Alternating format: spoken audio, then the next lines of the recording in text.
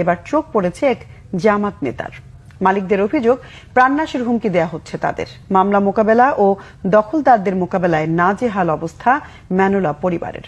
চট্টগ্রাম থেকে নাসির উদ্দিনের রিপোর্ট, ক্যামেরায় ছিলেন সাইফুল ইসলাম।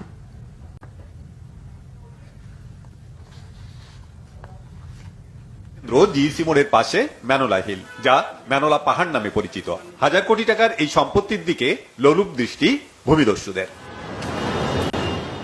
সবসময় ম্যানোলা হিল পরিবারের লড়াই চলে ভূমিদস্যুদের বিরুদ্ধে। তাদের অভিযোগ, ক্ষমতার দাপটে জামাত নামদারি চকবাজারের, ওর বাড়ি হইল বাঁশখালী, ওই পুকুরিয়া গ্রাম, চকবাজারে থাকে। আর প্রপার্টিস তার নাম। এখন সে বলতেছে কি এখন আওয়ামী লীগের এর থেকে আমি নিছি, আমি জায়গা দখল করবো। এই আওয়ামী লীগের গুন্ডা বাহিনী এরা ইলিয়াস বলে এক লোকের সাথে যে জামাত করে, তার সাথে মিলে একটা চুক্তি করছে, যেখানে সে ইলিয়াস তাকে 1 কোটি টাকা দিয়েছে।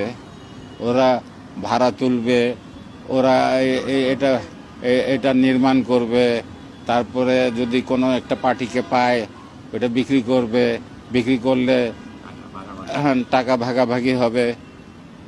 তো এটা আমি অবাক হয়ে গেলাম কি এটা কেমনে হয়। আমি তো এতদিন শুনে আসলাম কি জামাত চাঁদাবাজি করে না, ওখান থেকে নিশ্চিত হলাম কি জামাত করে। 7 নভেম্বর আরব প্রপার্টিজ লিমিটেডের এমডি মোহাম্মদ ইলিয়াসের সাথে ভূমি ব্যবস্থাপনার দলিল করেন নুরুল ইসলাম। এ বিষয়ে জানতে নুরুল ইসলামের অফিসে গিয়েও তাকে পাওয়া যায়নি। আরব প্রপার্টিজ লিমিটেডের এমডি মোহাম্মদ ইলিয়াসকেও অফিসে পাওয়া যায়নি। না, আমি আসি কথা বলবো। আমি এমডি সাহেবের সাথে মিটিং আছে তো। আচ্ছা, সেজন্য আচ্ছা আচ্ছা, এখন মিটিং আছে যে এমডি সাহেবের সাথে। ম্যানোলা হিল মালিককে সহযোগিতা করা হচ্ছে বলে জানিয়েছেন চকবাজার থানার ভারপ্রাপ্ত কর্মকর্তা মোহাম্মদ জিয়াউদুল কবির। Bangladesh news desk.